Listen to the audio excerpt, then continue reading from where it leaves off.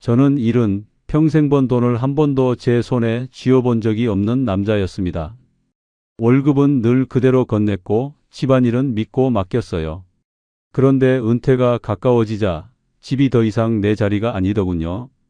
그 사람이 밖에 나가 있는 시간이 길어질수록 저는 더 조용해졌습니다.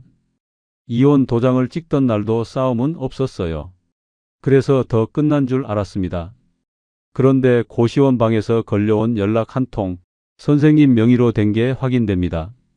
그 말을 듣는 순간 저는 숨을 못 쉬겠더군요. 오늘 끝까지 들으시면 선택이 왜 사람을 더 외롭게 만드는지 알게 되실 거예요. 그리고 어느 지역에서 보고 계신지 댓글 한 번씩 부탁드립니다. 여러분은 그 순간 어떤 선택을 했을지 궁금합니다. 본문에 앞서 구독과 좋아요는 저희에게 큰 힘이 됩니다. 저는 박진수, 올해 70입니다. 작은 중소기업 현장에서 30년 넘게 일했어요. 월급은 크지 않았습니다. 그래도 한 달도 밀린 적이 없었어요. 매달 25일이면 통장에 돈이 들어왔고 저는 그 돈을 통장째로 아내에게 맡겼습니다. 가정이라는 이름으로요. 아내는 늘 바빴습니다. 정확히 말하면 집에 오래 있지 않았어요. 오전엔 문화센터에 갔습니다. 요가를 배운다고 했어요. 오후엔 카페에서 시간을 보냈고요.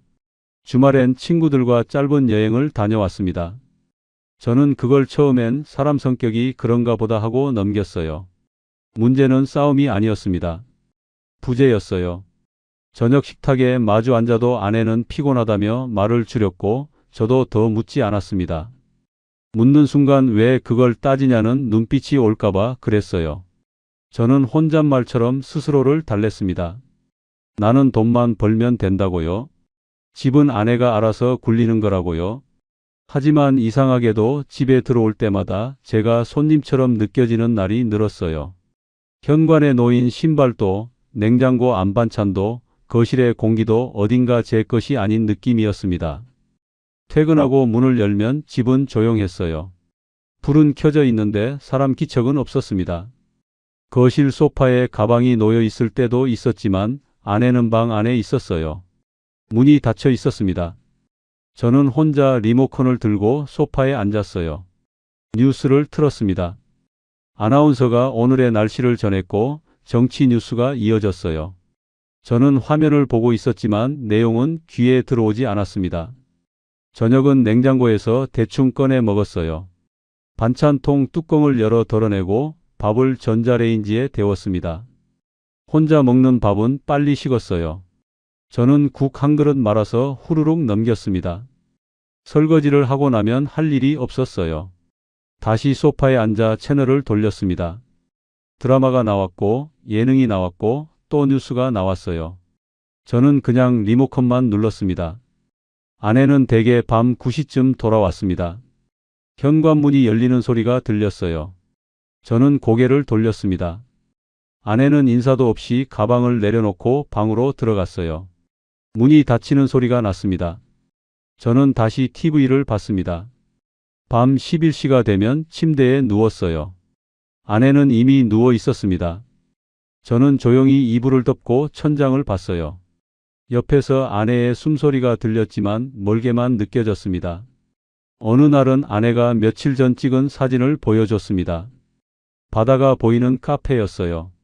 테이블 위에 커피잔이 놓여 있고 창밖으로 파란 바다가 펼쳐져 있었습니다. 저는 억지로 웃으며 좋겠다고 말했어요. 그런데 속으로는 이런 생각이 들었습니다. 저 사람은 언제 저렇게 밝게 웃었던가 하고요. 집에서는 한 번도 본 적 없는 표정이었거든요. 회사에서는 그 무렵 은퇴 얘기가 나오기 시작했습니다. 정년이 코앞이었어요. 동료 몇 명이 먼저 떠났습니다. 송별의 자리에서 저는 맥주잔을 들고 있다가 문득 생각했어요.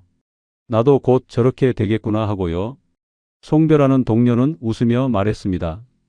이제 푹 쉬겠다고요. 주변 사람들은 박수를 쳤어요. 저도 손뼉을 쳤지만 속으로는 불안했습니다. 쉰다는 게 정말 좋은 걸까 하는 생각이 들었거든요. 집에 돌아와서도 그 생각이 따라 붙었습니다. 퇴직하면 하루 종일 집에 있게 되는데 그럼 저는 뭘 하며 지낼까 하는 생각이요. 아내는 여전히 나갈 거고 저는 혼자 남겠죠. 그 조용함이 두려웠어요. 저는 가끔 상상해 봤습니다. 은퇴 후의 하루를요. 아침에 일어나면 아내는 이미 나갔을 거예요. 저는 혼자 밥을 먹고 TV를 켜고 낮잠을 자고 저녁까지 기다리는 거겠죠. 매일 그렇게 보내는 거예요. 어느 주말이었습니다. 아내가 또 여행을 다녀왔어요. 2박 3일이었습니다. 저는 그 사이 집에 혼자 남아 있었어요. 토요일 아침엔 라면을 끓여 먹었고 점심은 건너뛰었습니다. 저녁엔 치킨을 시켜 먹었어요. 일요일은 더 길었습니다. 할 일이 없었거든요. 거실을 왔다 갔다 하고 소파에 앉았다 일어났다 했어요. 시계를 보면 시간은 느리게 갔습니다. 아내가 돌아온 건 일요일 저녁이었습니다. 가방을 들고 들어왔어요. 피곤한 표정이었습니다. 저는 어땠냐고 물었고 아내는 좋았다고 짧게 대답했어요. 그리고는 휴대폰을 꺼내 사진을 보여줬습니다. 전시회였어요. 그림이 걸린 벽 앞에서 찍은 사진이었습니다. 친구들과 함께 찍은 사진도 있었어요. 모두 웃고 있었습니다. 저는 고개를 끄덕이며 좋았겠다고 말했습니다. 그런데 속으로는 복잡했어요. 저 사람은 계속 저렇게 살 텐데 나는 이 집에서 뭘 하며 늙어가야 하나 하는 생각이 들었거든요. 저는 싸우고 싶지 않았습니다. 그래서 더 참았어요. 불편한 걸 말하지 않으려고 애썼습니다. 참다 보니 말하는 법을 잊었어요. 어느 순간부터는 묻는 게 무서워졌습니다. 대답이 두려웠거든요. 밤에는 이상하게 잠이 잘 안 왔습니다. 침대에 누워 천장을 보고 있으면 옆에 누운 아내의 숨소리만 들렸어요. 같은 이불을 덮고 있는데도 마치 다른 공간에 있는 것 같았습니다. 저는 가끔 스스로에게 물었어요. 우리는 언제부터 이렇게 됐을까 하고요. 정확히 어느 순간부터였는지는 모르겠습니다. 다만 돌이켜보면 작은 틈이 조금씩 벌어져 있었던 것 같았어요. 회사에 있으면 그래도 역할이 있었습니다. 일이 있었고 해야 할 게 있었어요. 후배들이 저를 찾았고 현장에서 제 판단이 필요할 때가 있었습니다. 그런데 집에서는 제 자리가 없는 느낌이었어요. 아무것도 건드리지 않아도 집은 돌아갔습니다. 냉장고는 채워져 있었고 빨래는 돌아가고 청소는 되어 있었어요. 제가 없어도 아내의 하루는 그대로였습니다. 어느 날 저녁 저는 밥상 앞에 앉아 있다가 문득 생각했습니다. 이제 퇴직하면 저는 정말 여기서 뭘 하며 시간을 보내야 할까 하고요. TV를 보고 낮잠을 자고 혼자 산책을 나가고 그렇게 하루하루를 보내는 걸까요? 퇴직 후 시간을 어떻게 채워야 할까 하는 게 진짜 문제였습니다. 은퇴 날짜가 확정되고 나니 마음이 더 불편해졌습니다. 석 달 뒤였어요. 회사에서 공식 통보를 받은 날 저는 서류를 받아 들고 자리에 앉아 있었습니다. 동료들은 축하한다고 했지만 저는 웃을 수가 없었어요. 회사에 있으면 그래도 역할이 있었습니다. 현장 책임자로서 챙겨야 할 것들이 있었고 누군가 저를 찾았어요. 후배들이 물어왔고 저는 대답해 줬습니다. 그런데 집에 있으면 제 자리가 없는 느낌이었어요. 퇴직 준비 기간이 시작됐습니다. 회사에서는 은퇴 교육을 받으라고 했어요. 강당에 모여 앉아 강사의 말을 들었습니다. 노후 준비, 건강관리, 여가생활. 강사는 밝게 웃으며 말했어요. 이제 새로운 인생이 시작된다고요? 저는 그 말을 들으며 고개를 끄덕였습니다. 하지만 속으로는 불안했어요. 새로운 인생이라니 저는 준비된 게 아무것도 없었거든요. 집에 돌아와서 아내에게 말했습니다. 석 달 뒤 퇴직한다고요? 아내는 고개를 끄덕이며 말했어요. 이제 좀 쉬라고요. 그동안 고생했으니 편하게 지내라고요. 그 말이 위로처럼 들려야 했는데 저는 이상하게도 거리두기처럼 느껴졌습니다. 마치 이제 당신 할 일은 끝났으니 조용히 있으라는 것 같았어요. 아내의 표정은 담담했습니다. 특별히 기쁜 것도 슬픈 것도 아니었어요. 그날 밤 저는 침대에 누워 생각했습니다. 퇴직하면 하루를 어떻게 보내야 할까 하고요. 아침에 일어나면 아내는 이미 나갔을 거예요. 저는 혼자 밥을 먹고 뭘 해야 할까요? 며칠 뒤였습니다. 회사에서 퇴직금 정산 예상 금액을 받았어요. 서류를 펴서 확인했습니다. 액수를 보니 허전했어요. 30년 넘게 일한 대가치고는 크지 않았지만 그래도 목돈이었습니다. 저는 이 돈을 아내에게 말해야 하나 고민했습니다. 하지만 입이 떨어지지 않았어요. 왜냐하면 그 돈 얘기를 꺼내는 순간 우리 앞으로 어떻게 살 거냐는 대화를 해야 할 것 같았거든요. 퇴직 2달 전쯤이었을 거예요. 아내가 또 여행을 다녀왔습니다. 2박 3일이었어요. 떠나는 날 아침 아내는 가방을 챙기며 말했습니다. 친구들과 바다 보러 간다고요? 저는 잘 다녀오라고 말했어요. 아내가 없는 이틀 동안 저는 집에 혼자 남아 있었습니다. 토요일 아침에 일어나니 집은 조용했어요. 냉장고를 열어 우유를 꺼내 마셨습니다. 점심은 라면을 끓여 먹었어요. 저녁은 편의점에서 도시락을 사왔습니다. 혼자 있는 시간이 길었습니다. TV를 켜도 뭘 보는지 몰랐어요. 채널을 이리저리 돌렸습니다. 거실을 걸어 다니다가 소파에 앉고 또 일어났어요. 시계를 보면 시간은 느리게 갔습니다. 일요일은 더 길었습니다. 저는 공원에 나가 벤치에 앉아 있었어요. 사람들이 지나갔습니다. 가족 단위로 산책하는 사람들, 강아지를 데리고 나온 사람들. 저는 그들을 보다가 문득 생각했어요. 퇴직하면 매일 이렇게 되는 건가 하고요. 아내가 돌아온 건 일요일 저녁이었습니다. 현관문이 열리는 소리가 들렸어요. 저는 거실에서 일어나 인사했습니다. 아내는 피곤한 표정으로 잘 있었냐고 물었고 저는 그렇다고 대답했어요. 그리고 아내는 아무렇지 않게 휴대폰을 꺼내 사진을 보여줬습니다. 바다였어요. 파도가 치는 해변이 보였고 카페 테라스에서 찍은 사진도 있었습니다. 친구들과 함께 웃고 있는 모습이었어요. 전시회에 다녀온 인증샷도 있었습니다. 저는 억지로 웃으며 좋았겠다고 말했습니다. 날씨는 어땠냐고 물었어요. 아내는 좋았다고 짧게 대답했습니다. 그리고 피곤하다며 방으로 들어갔어요. 저는 거실에 혼자 남아 앉아 있었습니다. 그때 이런 생각이 들었어요. 나는 퇴직하면 하루 종일 여기 있을 텐데 저 사람은 계속 저렇게 나갈 거고 나는 더 조용해지겠지 하는 생각이요. 그 조용함이 두려웠습니다. 소리 없는 집에 혼자 남겨지는 느낌이 견딜 수 없을 것 같았어요. 아침에 일어나면 아내는 나가고 저는 혼자 식사를 하고 혼자 TV를 보고 혼자 산책을 나가고 저녁까지 기다리는 거겠죠. 저는 싸우고 싶지 않았습니다. 그래서 더 참았어요. 불편한 걸 내색하지 않으려고 애썼습니다. 아내가 외출 계획을 얘기하면 고개를 끄덕였고 늦게 들어와도 괜찮다고 말했어요. 참다 보니 어느새 말하는 법을 잊었습니다. 식사 시간에도 말이 없었어요. 아내는 휴대폰을 보고 저는 밥을 먹었습니다. 묻고 싶은 게 있었지만 입이 떨어지지 않았어요. 퇴직 1달 전쯤이었습니다. 회사에서 마지막 프로젝트를 정리하고 있었어요. 후배들에게 인수인계를 했습니다. 서류를 넘겨주고 설명을 해주고 질문에 답했어요. 그 과정이 쓸쓸했습니다. 집에 돌아오는 길이었습니다. 버스를 타고 창밖을 봤어요. 30년 넘게 다닌 길인데 낯설게 느껴졌습니다. 이제 곧 이 길을 다니지 않게 되는구나 하는 생각이 들었어요. 집에 들어서니 아내는 없었습니다. 냉장고에 쪽지가 붙어 있었어요. 오늘 늦는다고 적혀 있었습니다. 저는 혼자 저녁을 차렸어요. 남은 반찬을 덜어내고 밥을 데웠습니다. 혼자 먹는 저녁이었습니다. 국을 떠먹으며 생각했어요. 퇴직하면 매일 이렇게 되는 건가 하고요. 식사를 마치고 설거지를 했습니다. 그리고 소파에 앉아 뉴스를 켰어요. 밤 10시가 넘어 아내가 돌아왔습니다. 현관문이 열리는 소리가 들렸어요. 저는 고개를 돌렸지만 아내는 인사도 없이 방으로 들어갔습니다.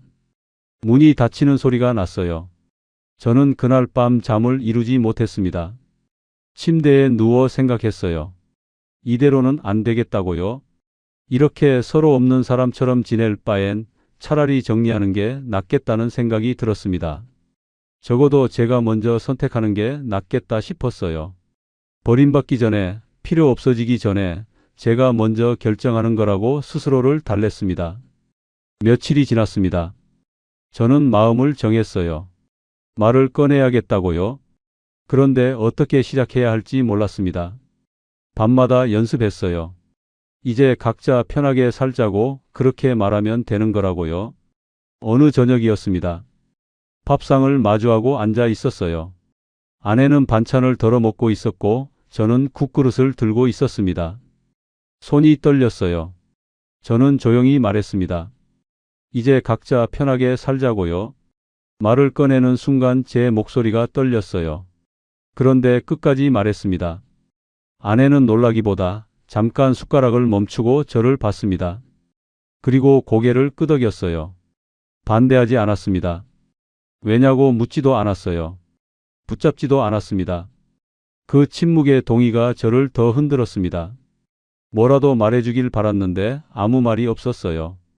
마치 이미 예상했다는 듯이 혹은 이미 마음속으로 정리를 끝냈다는 듯이 담담했습니다. 저는 그날 밤 잠을 이루지 못했어요. 침대에 누워 천장을 봤습니다. 제가 해방됐다고 믿고 싶었어요. 적어도 제가 먼저 선택했다고 스스로를 달랬습니다.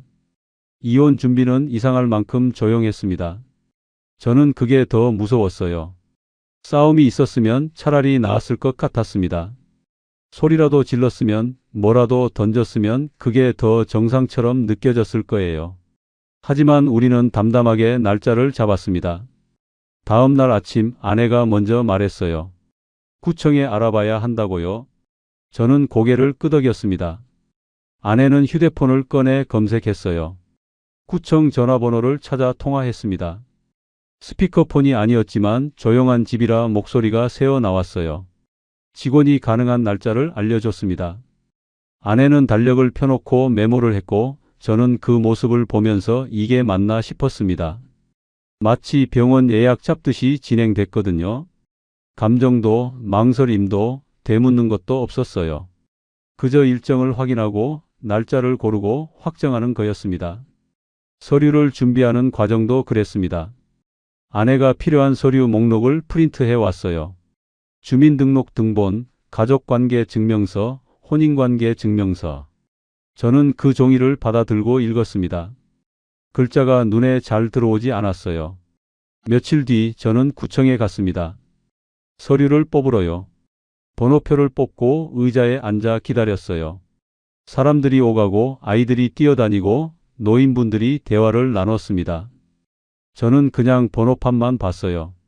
제 번호가 불렸습니다. 창구로 가서 신분증을 내밀었어요. 직원은 무심하게 서류를 출력했습니다. 수수료를 냈고 서류를 받아들었어요. 종이 냄새가 났습니다. 집으로 돌아오는 길이었습니다. 버스에 앉아 가방 속 서류를 만졌어요. 종이의 질감이 손끝에 느껴졌습니다. 창밖을 보니 평범한 오후였어요. 사람들은 걷고 차들은 지나가고 세상은 그대로였습니다. 집에 도착해서 서류를 펴놓고 확인했습니다. 결혼한 날짜가 적혀 있었어요. 저는 그 날짜를 보다가 멈췄습니다. 그날이 언제였는지 가물가물했거든요. 기억은 나는데 감정은 떠오르지 않았어요. 사진첩을 꺼내 확인하지도 않았습니다. 도장도 준비했습니다. 서랍 깊숙한 곳에 있던 도장을 꺼냈어요. 먼지가 앉아 있었습니다.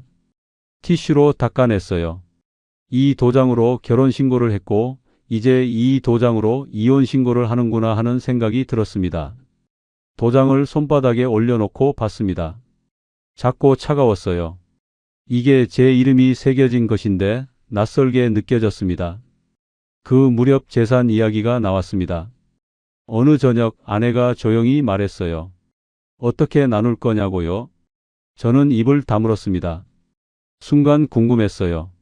그렇게 자주 나가도 생활이 어떻게 유지됐는지, 통장에 얼마가 남아있는지, 제 이름으로 뭐가 있는지. 하지만 물어보지 못했습니다. 말을 꺼내는 순간 초라해질 것 같았거든요. 30년을 벌었는데 지금 와서 돈을 따지는 사람으로 보일까 봐요. 돈에 집착하는 사람처럼 비칠까봐 저는 스스로 삼켰습니다. 그냥 반반으로 하자고 말했어요. 아내는 고개를 끄덕였습니다. 구체적인 내용은 나중에 정리하자고 했어요. 저도 알겠다고 대답했습니다. 아내도 먼저 말하지 않았습니다. 당신 앞으로 얼마 남겨둘까? 생활비는 어떻게 할까? 그런 질문이 없었어요. 그저 담담하게 반반이라는 말만 오갔습니다. 그 사이 집은 더 비어 보였습니다. 원래도 조용했지만 이제는 공기까지 달랐어요. 무게가 없는 공기 같았습니다. 아내는 여전히 외출했고 저는 퇴직을 앞둔 몸으로 집에 남아 있었습니다. 시간을 어떻게 처리해야 할지 몰랐어요. 아침에 일어나면 할 일이 없었습니다. 세수를 하고 옷을 갈아입고 거실로 나왔어요. 그 다음이 문제였습니다. 거실에 앉아 TV를 켰습니다. 뉴스가 나왔어요. 아나운서가 오늘의 소식을 전했습니다. 저는 화면을 보고 있었지만 내용이 귀에 들어오지 않았어요. 그냥 소리만 흘러갔습니다. 채널을 돌렸습니다. 드라마, 예능, 다큐멘터리. 계속 리모컨을 눌렀어요. 뭘 보는지도 몰랐습니다. 그저 화면만 바뀔 뿐이었어요. 점심시간이 되면 냉장고를 열었습니다. 반찬통이 몇 개 있었어요. 김치, 된장찌개, 멸치볶음. 그런데 손이 가지 않았습니다. 식욕이 없었어요. 저는 가끔 라면을 끓여 먹었습니다. 냄비에 물을 붓고 가스레인지를 켰어요. 물이 끓는 소리가 컸습니다. 면을 넣고 스프를 풀고 계란을 넣었어요. 그 과정이 유난히 길게 느껴졌습니다. 먹고 나면 설거지를 했어요. 냄비를 씻고 그릇을 씻고 젓가락을 씻었습니다. 물기를 닦아 선반에 올려 놓았어요. 그리고 다시 소파에 앉았습니다. 시계를 봤습니다. 오후 2시였어요. 저녁까지는 아직 멀었습니다. 뭘 하며 시간을 보내야 할까요? 낮잠을 자려고 침대에 누웠지만 잠이 오지 않았어요. 천장을 보다가 일어났습니다. 거실로 나와 창문을 열었어요. 바람이 들어왔습니다. 밖을 내다봤어요. 아파트 단지가 보였고 사람들이 걷고 있었습니다. 저는 그 모습을 한참 봤어요. 창문을 닫고 다시 소파에 앉았습니다. 시계를 봤어요. 오후 3시였습니다. 1시간이 지났는데 뭘 한 건지 모르겠었어요. 아내가 외출했다 돌아온 날이었습니다. 저녁 무렵이었어요. 현관문이 열리는 소리가 들렸습니다. 저는 고개를 돌렸지만 인사하지 않았어요. 아내도 말이 없었습니다. 가방을 내려놓고 방으로 들어갔어요. 문이 닫혔습니다. 저는 거실에 그대로 앉아 있었습니다. TV는 켜져 있었지만 무슨 프로그램인지 몰랐어요. 그냥 빛과 소리만 있을 뿐이었습니다. 밤이 됐습니다. 저는 잠을 이루지 못했어요. 침대에 누워 있는데 잠이 오지 않았습니다. 옆에서 아내의 숨소리가 들렸어요. 규칙적이고 깊은 숨소리였습니다. 저만 깨어 있었어요.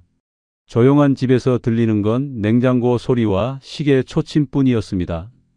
저는 그 소리들을 들으며 생각했어요. 이혼이라는 단어가 무섭다기보다 내가 이 집에서 필요 없어진 느낌이 괴로웠습니다. 원래도 제 자리가 없다고 느꼈지만 이제는 아예 없어지는 거였어요. 도장을 찍는 날도 담담했습니다. 아침에 일어나 세수를 하고 옷을 갈아입었어요. 평소처럼 면도를 했습니다. 거울을 보니 낯선 얼굴이 보였어요. 제 얼굴인데 제 얼굴 같지 않았습니다. 아내도 준비를 했어요. 방에서 나와 가방을 챙겼습니다. 서류를 확인하고 도장을 넣었어요. 평소처럼 조용히 움직였습니다. 화장도 하지 않았어요. 우리는 말없이 집을 나섰습니다. 현관문을 잠그는 소리가 유난히 크게 들렸어요. 복도를 걸어 엘리베이터를 탔습니다. 버튼을 누르고 내려가는 동안 둘 다 말이 없었어요. 밖으로 나오니 날씨가 흐렸습니다. 바람이 불었어요. 저는 재킷 지퍼를 올렸습니다. 아내는 가방을 꽉 쥐고 걷기 시작했어요. 버스 정류장까지 걸어갔습니다. 나란히 걸었지만 말이 없었어요. 발소리만 들렸습니다. 정류장에 도착해서 버스를 기다렸어요. 사람들이 몇 명 있었습니다. 버스가 왔습니다. 우리는 뒷자리에 앉았어요. 창가에 아내가 앉고 저는 통로 쪽에 앉았습니다. 버스가 출발했어요. 버스 안에서 둘은 말이 없었습니다. 창밖 풍경이 지나갔지만 아무것도 눈에 들어오지 않았어요. 사람들은 각자 휴대폰을 보거나 졸고 있었습니다. 저는 무릎 위에 손을 올려놓고 가만히 있었어요. 손바닥에 땀이 났습니다. 신호등에서 버스가 멈췄습니다. 횡단보도를 사람들이 건넜어요. 아이를 손잡고 걷는 부부가 보였습니다. 저는 그 모습을 보다가 고개를 돌렸어요. 버스가 다시 출발했습니다. 안내 방송이 나왔어요. 다음 정류장을 알렸습니다. 저는 시계를 봤어요. 약속 시간까지 10분 남았습니다. 구청에 도착했습니다. 버스에서 내려 건물 쪽으로 걸어갔어요. 입구가 보였습니다. 사람들이 드나들고 있었어요. 저는 한 발 한 발 걸었습니다. 건물 안으로 들어가니 안내판이 있었습니다. 가족관계 등록관은 2층이었어요. 계단을 올라갔습니다. 다리가 무거웠어요. 한 계단 한 계단이 높게 느껴졌습니다. 2층에 도착해서 복도를 걸었습니다. 사무실 문이 보였어요. 들어가니 대기 의자가 있었습니다. 번호표를 뽑았어요. 의자에 앉아 기다렸습니다. 사람들이 있었습니다. 젊은 부부가 보였어요. 서류를 들고 웃으며 얘기하고 있었습니다. 결혼신고를 하러 온 것 같았어요. 저는 고개를 돌렸습니다. 번호가 불렸습니다. 저희 차례였어요. 창구 앞에 앉았습니다. 직원이 서류를 받아 확인했어요. 신분증을 제시하고 몇 가지 질문에 대답했습니다. 목소리가 떨렸지만 끝까지 말했어요. 직원은 서류를 넘기며 체크했습니다. 그리고 물었어요. 재산 분할은 어떻게 하실 거냐고요? 저는 잠깐 멈췄습니다. 목이 막혔어요. 그리고 반반이라고 말했습니다. 사실 반반이 정확히 뭔지도 몰랐어요. 통장이 몇 개 있는지, 그 안에 얼마가 있는지, 제 이름으로 뭐가 있는지 제대로 아는 게 없었거든요. 그냥 빨리 끝내고 싶었습니다. 직원은 고개를 끄덕이며 서류에 표시했습니다. 펜으로 체크하는 소리가 들렸어요.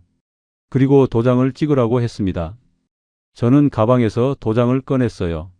손이 떨렸습니다. 도장을 잡고 인주에 찍었어요. 빨간 인주가 묻었습니다. 서류 위에 도장을 내려놓았어요. 도장을 찍는 순간 이상하게도 아무 감정이 없었습니다. 슬프지도 후련하지도 않았어요. 그냥 멍했습니다. 손을 떼고 도장을 내려다봤어요. 제 이름이 찍혀 있었습니다. 옆에서 아내도 도장을 찍었습니다. 똑같은 동작이었어요. 도장을 꺼내고 인주에 찍고 서류에 찍었습니다. 두 개의 도장이 나란히 찍혔어요. 직원은 서류를 정리했습니다. 확인서를 출력해서 건넸어요. 저는 그걸 받아들었습니다. 종이가 무거웠어요. 서류를 받아 나왔습니다. 복도를 걸어 나오는데 발걸음이 이상하게 느껴졌어요. 마치 땅이 흔들리는 것 같았습니다. 계단을 내려갔어요. 한 계단씩 조심스럽게 내려갔습니다. 건물 밖으로 나왔습니다. 햇빛이 눈부셨어요. 구름이 거친 것 같았습니다. 저는 눈을 가늘게 뜨고 걸었어요. 버스 정류장으로 다시 걸어갔습니다. 집으로 돌아오는 길이었습니다. 아내는 창밖만 봤고 저는 무릎 위 손을 꽉 쥐었어요. 손톱이 손바닥에 박히는 게 느껴졌습니다. 아프지 않았어요. 버스 안은 여전히 조용했습니다. 엔진 소리만 들렸어요. 저는 창밖을 보다가 문득 생각했습니다. 이제 정말 끝이구나 하고요. 집에 도착했습니다. 버스에서 내려 아파트까지 걸어갔어요. 엘리베이터를 타고 올라갔습니다. 문을 열고 들어갔어요. 집은 조용했습니다. 각자 방으로 들어갔어요. 저는 침대에 앉았습니다. 손에 들고 온 서류를 내려다봤어요. 이혼신고 확인서였습니다. 제 이름과 아내 이름이 나란히 적혀 있었어요. 며칠이 지났습니다. 저는 집을 나갈 준비를 했어요. 고시원을 알아봤고 가장 가까운 곳으로 정했습니다. 전화로 상담했어요. 방 한 칸에 보증금은 없고 월세만 내면 됐습니다. 짐을 챙기는 날이었습니다. 가방 하나에 옷 몇 벌을 넣었어요. 세면도구, 수건, 속옷, 양말. 많지 않았습니다. 책상 서랍을 열어 필요한 서류들을 챙겼어요. 통장, 신분증, 이혼 확인서. 옷장을 열어 옷을 꺼냈습니다. 걸려있던 재킷, 바지 몇 벌. 접어서 가방에 넣었어요. 가방이 금방 찼습니다. 아내는 거실에 있었습니다. TV를 보고 있었어요. 저는 인사를 해야 할지 말아야 할지 몰랐습니다. 입이 떨어지지 않았어요. 결국 그냥 가방을 들고 나왔습니다. 현관문을 닫는데 손이 떨렸어요. 며칠 뒤 고시원으로 들어갔습니다. 걸어서 20분 정도 걸렸어요. 가방을 들고 걷는데 무겁지 않았습니다. 오히려 가벼웠어요. 이게 제 전부구나 하는 생각이 들었습니다. 고시원 입구에서 사장에게 돈을 냈습니다. 한 달치 월세였어요. 현금으로 냈습니다. 영수증을 받고 열쇠를 받았어요. 3층 305호였습니다.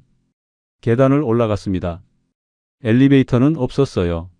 가방을 들고 한 계단씩 올라갔습니다. 숨이 찼어요. 3층에 도착해서 복도를 걸었습니다. 305호 문 앞에 섰어요. 열쇠를 꽂아 문을 열었습니다. 방은 작았어요. 책상 하나, 침대 하나, 작은 옷장이 전부였습니다. 창문은 있었지만 환기구처럼 작았어요. 햇빛이 거의 들어오지 않았습니다. 가방을 내려놓고 침대에 앉았습니다. 침대가 삐걱거렸어요. 방 안을 둘러봤습니다. 벽지는 오래됐고 천장에는 얼룩이 있었어요. 형광등이 깜빡거렸습니다. 저는 한참을 그렇게 앉아 있었어요. 처음엔 편했습니다. 아무도 뭐라 하지 않았어요. 제가 언제 일어나도 언제 자도 상관없었습니다. 팝도 대충 편의점에서 사 먹었고 TV도 마음대로 켰어요. 며칠은 그렇게 보냈습니다. 낮에는 나가서 공원을 걷거나 도서관에 앉아 있었어요. 저녁엔 돌아와서 누웠습니다. 하지만 밤이 길어졌습니다. 벽이 얇았어요. 옆방에서 기침 소리가 들렸습니다. 위층에서 발소리가 들렸어요. 창문 밖 소음이 자꾸 깨어나게 했습니다. 자동차 소리, 사람들 목소리, 오토바이 소리. 저는 잠을 이루지 못했습니다. 뒤척이다가 휴대폰을 켰어요. 시간을 확인했습니다. 새벽 2시였어요. 그때부터 저는 휴대폰을 자주 만졌습니다. 연락할 사람은 딱히 없었어요. 연락처를 내려봤습니다. 이름들이 보였지만 누구에게도 전화하고 싶지 않았어요. 습관처럼 화면만 켰습니다. 어느 밤 침대에 누워 생각했습니다. 내가 이긴 건가 하는 생각이요. 그 질문이 슬쩍 고개를 들었습니다. 제가 먼저 이혼을 말했고 제가 나왔으니 제가 선택한 거잖아요. 그럼 제가 이긴 건가요? 그리고 그 질문은 곧 이렇게 바뀌었습니다. 나는 뭘 얻은 거지? 고시원 생활이 익숙해질 즈음이었습니다. 한 달쯤 지났을 때였어요. 아침에 일어나 세수를 하고 편의점에서 삼각김밥을 사고 공원을 걷고 돌아와 누워있는 일상이 반복됐습니다. 어느 날 오후 연락 한 통이 왔어요. 모르는 번호였습니다.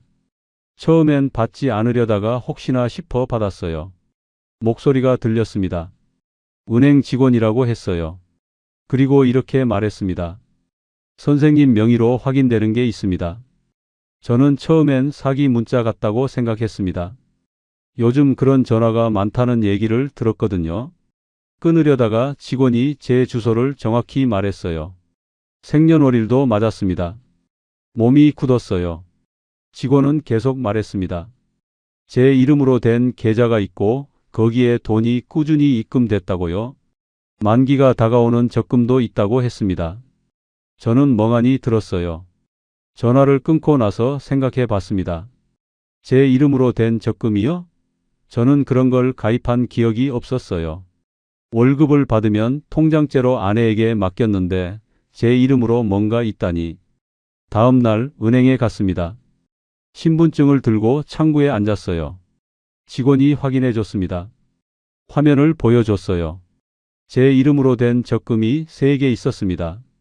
매달 일정 금액이 들어갔어요. 5년째, 7년째, 10년째. 꾸준히 불어난 금액들이었습니다. 계좌도 하나 있었어요. 거기에도 돈이 들어 있었습니다. 저는 화면을 보면서 숨이 막혔습니다. 이게 뭐죠? 하고 물었어요. 직원은 설명했습니다. 제 월급 통장에서 자동이체로 빠져나간 거라고요. 매달 정해진 날짜예요. 그 돈은 제가 직접 넣은 기억이 없었습니다. 제가 한 게 아니었어요. 그럼 누가 한 거죠? 답은 하나였습니다. 아내였어요. 저는 은행 의자에 앉아 한참을 멍하니 있었습니다. 사람들이 오가고 번호가 불리고 창구에서 업무가 진행됐어요. 저는 그냥 앉아 있었습니다. 분노보다 먼저 멍해졌습니다. 화가 나야 할 것 같은데 화가 나지 않았어요. 그냥 이해가 안 됐습니다. 내가 몰랐던 내 돈이요. 내가 몰랐던 내 노후요. 제 이름으로 쌓인 건데 저는 그게 있는 줄도 몰랐습니다. 집으로 돌아오는 길이었습니다. 아니, 고시원으로요. 이제 집이 아니었으니까요. 버스를 타고 창밖을 봤어요. 생각이 복잡했습니다. 왜 아내는 말하지 않았을까요? 이혼할 때도 재산분할 얘기가 나왔는데 왜 이 적금에 대해선 한마디도 없었을까요? 숨긴 걸까요? 고시원에 도착해서 방에 들어갔습니다. 침대에 앉아 생각했어요. 손에는 은행에서 받아온 서류가 있었습니다. 계좌 내역서였어요. 숫자들을 보면서 계산해 봤습니다. 이 돈이면 당분간은 살 수 있었어요. 고시원비를 내고 밥을 사 먹고 버스를 타고 최소한의 생활은 가능한 금액이었습니다. 그런데 이상했어요. 고마운 건지 서운한 건지 화가 나는 건지 알 수 없었습니다. 감정이 뒤섞여 있었어요. 며칠이 지났습니다. 저는 계속 생각했어요. 밤에 잠이 안 와서 천장을 보면서 생각했습니다. 아내는 왜 이렇게 한 걸까요? 그러다 문득 다른 생각이 들었습니다. 혹시 아내한테도 뭔가 있었던 걸까요? 아내는 어떻게 그렇게 자유롭게 외출하고 여행을 다닐 수 있었던 걸까요? 궁금했지만 물어볼 수가 없었습니다. 이미 끝난 사이였으니까요. 연락할 이유도 없었어요. 그런데 우연히 듣게 됐습니다. 며칠 뒤 동네 마트에서였어요. 계산을 하고 나오는데 아는 얼굴이 보였습니다. 같은 아파트 단지에 사는 분이었어요. 그분이 저를 알아봤습니다. 인사를 했어요. 그리고 물었습니다. 요즘 어떻게 지내시냐고요? 저는 그냥 그렇다고 대답했어요. 그분이 말했습니다. 사모님은 잘 지내시냐고요? 저는 멈칫했습니다. 뭐라고 대답해야 할지 몰랐어요. 그분은 계속 말했습니다. 사모님 부모님이 일찍 돌아가셨지만 유산을 많이 남기셨다더라. 그래서 사모님이 여유롭게 사신다더라. 그런 얘기였어요. 저는 고개를 끄덕이며 들었습니다. 그리고 적당히 인사하고 나왔어요. 다리에 힘이 빠졌습니다. 고시원으로 돌아오는 길이었습니다. 그분의 말이 머릿속을 맴돌았어요. 아내는 원래부터 부모에게 물려받은 기반이 있었다는 것, 그게 있으니 삶이 여유로웠다는 것. 방에 들어와 앉았습니다. 손을 깍지 끼고 생각했어요. 그 순간 제 머릿속이 복잡해졌습니다. 여러 생각이 한꺼번에 밀려왔어요. 그럼 그 사람은 처음부터 나를 이용한 걸까? 제 월급만 받아서 모아두고 본인은 부모 유산으로 자유롭게 산 걸까? 저를 돈 버는 기계처럼 생각한 걸까? 그 생각이 들자 화가 났습니다.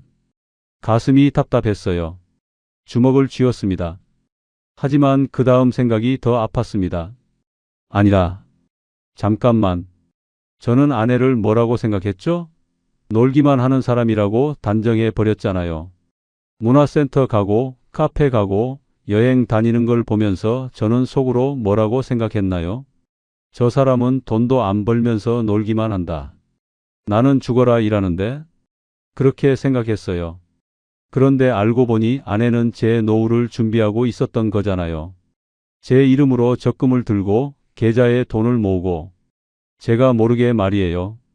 그럼 저는 뭐였나요? 저는 나대로 돈만 벌면 된다며 묻지 않았잖아요. 궁금한 게 있어도 물어보지 않았어요.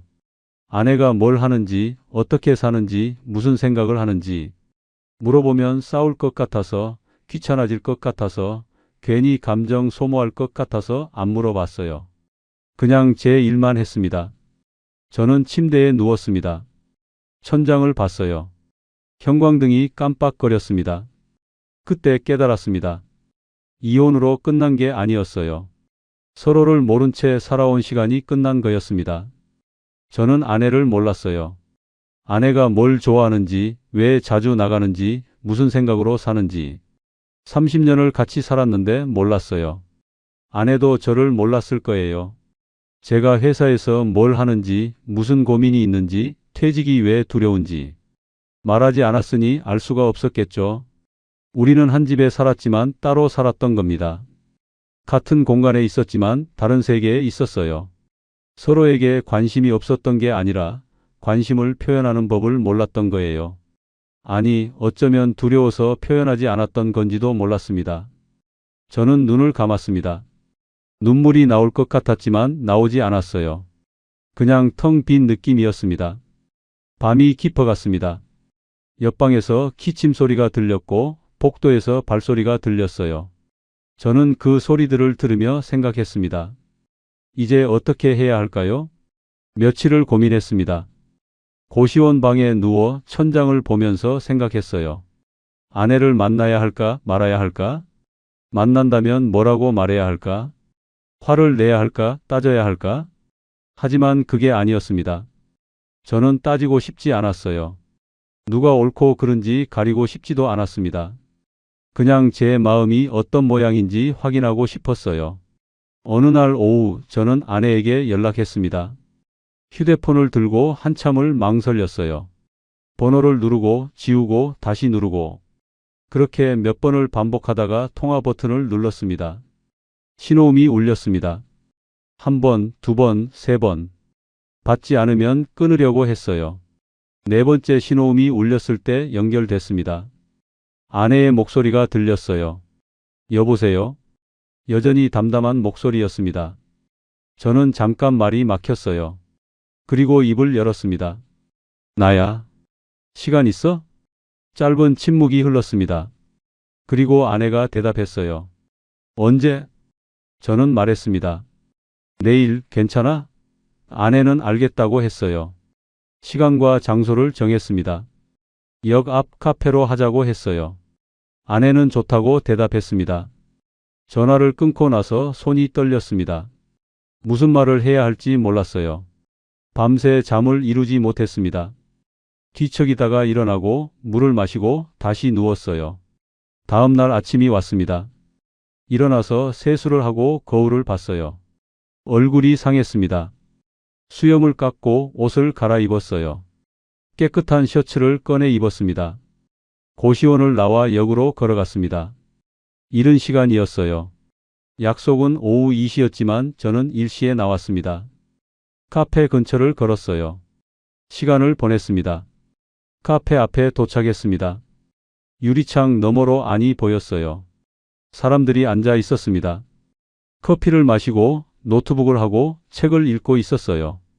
저는 문을 열고 들어갔습니다. 종이 딸랑거렸어요. 카운터로 가서 아메리카노를 주문했습니다. 돈을 내고 진동배를 받았어요. 창가 자리에 앉았습니다. 밖이 보이는 자리였어요. 사람들이 지나갔습니다. 저는 그 모습을 보면서 기다렸어요. 진동벨이 울렸습니다. 카운터로 가서 커피를 받아왔어요. 자리에 앉아 한 모금 마셨습니다. 뜨거웠어요. 시계를 봤습니다. 1시 50분이었어요. 10분 남았습니다. 저는 커피잔을 들고 창밖을 봤어요. 손에 땀이 났습니다. 2시가 됐습니다. 카페 문이 열렸어요. 저는 고개를 돌렸습니다. 아내였습니다. 아내는 저를 봤어요. 잠깐 멈칫했습니다. 그리고 걸어왔어요. 저는 일어나지 않았습니다. 그냥 앉아서 봤어요. 아내가 자리에 앉았습니다. 마주 앉았어요. 주문할래? 제가 물었습니다. 아내는 고개를 저었어요. 괜찮아. 둘 다 말이 없었습니다. 저는 커피잔을 만졌어요. 아내는 가방을 무릎에 올려놓고 있었습니다. 카페 안에서 음악이 흘렀어요. 잔잔한 피아노 소리였습니다. 시간이 흘렀습니다. 1분, 2분, 어쩌면 더 길었을지도 모르겠어요. 그들은 오래 말이 없었습니다. 저는 창밖을 봤어요. 아내는 손을 가지런히 모으고 있었습니다.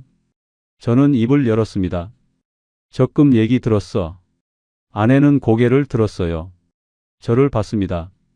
표정은 담담했어요. 은행에서 연락 왔더라. 저는 계속 말했습니다. 내 이름으로 된 게 있다고. 적금이랑 계좌. 아내는 고개를 끄덕였습니다. 대답은 하지 않았어요. 저는 커피잔을 내려놓았습니다. 왜 말 안 했어? 묻고 싶었지만 말이 나오지 않았어요. 대신 이렇게 말했습니다. 진수는 결국 이렇게 말했습니다. 왜 말 안 했냐가 아니라 내가 왜 끝까지 묻지 못했는지 알겠더라. 아내는 저를 봤어요. 눈빛이 흔들렸습니다. 저는 계속 말했습니다. 나는 당신을 놀기만 하는 사람으로 봤어. 문화센터 가고 카페 가고 여행 다니는 걸 보면서 속으로 뭐라고 생각했는지 알아? 목소리가 떨렸습니다. 나는 일하는데 저 사람은 논다. 그렇게 생각했어. 그런데 알고 보니 당신은 내 노후를 준비하고 있었더라. 아내의 눈에 눈물이 고였습니다. 하지만 흘리지 않았어요. 저는 한숨을 쉬었습니다. 근데 나도 마찬가지야. 돈만 벌면 된다고 생각했어. 물어보는 게 귀찮았고 알고 싶지도 않았어. 우리는 서로를 몰랐던 거야. 아내는 변명하지 않았습니다. 다만 고개를 숙였어요. 한참을 그렇게 있다가 조용히 한 문장만 말했습니다. 당신이 무너지지 않길 바랐어. 그 말이 작았지만 선명하게 들렸습니다. 저는 숨이 막혔어요. 당신이 평생 일했잖아. 힘들었을 거 아냐? 나는 부모님 유산이 있었으니까 괜찮았어. 그래서 당신 월급만큼은 고스란히 모으고 싶었어. 당신 노후를 위해서. 아내는 말을 이었습니다. 말하면 당신이 부담스러워할 것 같았어. 내가 뭘 가졌다는 걸 알면 자존심 상할까봐. 그래서 조용히 했어. 진수는 그 말을 듣고 화를 내지 못했습니다. 화를 낼 수가 없었어요. 고마움도 미움도 아닌 감정이 목을 막았습니다. 뭐라고 말해야 할지 몰랐어요. 저는 고개를 숙였습니다. 눈물이 날 것 같았지만 참았어요. 미안해. 그 말밖에 나오지 않았습니다. 아내도 말했습니다. 나도 미안해. 말했어야 했는데. 둘은 한참을 그렇게 앉아 있었습니다. 카페 안은 여전히 시끄러웠어요. 사람들이 웃고 커피 머신이 돌아가고 음악이 흘렀습니다. 하지만 우리 자리만 조용했어요. 시간이 더 흘렀습니다. 아내가 먼저 일어났어요. 나 가봐야 해. 저는 고개를 끄덕였습니다. 그래. 아내는 가방을 들었습니다. 그리고 한 번 더 저를 봤어요. 잘 지내? 저는 대답했습니다. 너도. 아내가 카페를 나갔습니다. 문이 닫혔어요. 저는 창밖으로 아내가 걸어가는 모습을 봤습니다. 뒷모습이 작아 보였어요. 둘은 다시 시작하지 못했습니다. 돌이킬 수 없었어요. 이미 끝이 났으니까요. 하지만 마지막이 응징이 아니라 정리가 됐습니다. 서로를 원망하는 게 아니라 이해하는 거였어요. 저는 자리에 조금 더 앉아 있었습니다. 커피는 식었어요. 한 모금 마셨습니다. 쓴맛이 났어요. 카페를 나왔습니다. 버스 정류장으로 걸어갔어요. 버스를 타고 고시원으로 돌아가는 길이었습니다. 버스 안에서 창밖을 봤습니다. 해가 기울고 있었어요. 저녁이 다가오고 있었습니다. 진수는 돌아오는 길 처음으로 자기에게 솔직해졌습니다. 창밖을 보면서 생각했어요. 나는 돈을 잃은 게 아니라 함께 늙는 법을 잃었구나. 버스가 멈췄습니다. 제가 내릴 정류장이었어요. 일어나서 내렸습니다. 고시원까지 걸어갔어요. 방에 들어와 침대에 앉았습니다. 창문을 열었어요. 바람이 들어왔습니다. 시원했어요. 저는 손을 펴고 봤습니다. 주름이 깊었어요. 언제 이렇게 늙었나 싶었습니다. 앞으로 어떻게 살아야 할까요? 저는 아직 모르겠습니다. 하지만 한 가지는 알았어요. 이제는 혼자라는 것. 그리고 그게 제가 선택한 거라는 것. 후회는 없습니다. 아니, 후회는 있지만 돌릴 수 없어요. 그냥 받아들이는 수밖에요. 저는 창밖을 봤습니다. 해가 지고 있었어요. 하늘이 붉게 물들었습니다. 저녁이 오고 있었어요. 새로운 하루가 또 오겠죠. 저는 일어나고 밥을 먹고 하루를 보낼 거예요. 혼자서요. 천천히요. 여러분은 가장 가까운 사람을 이 사람은 원래 이래 하고 단정 지어버린 적 있으신가요? 그리고 나중에 알고 보니 그 사람에 대해 정작 아무것도 몰랐다는 걸 깨달은 순간이 있으셨나요?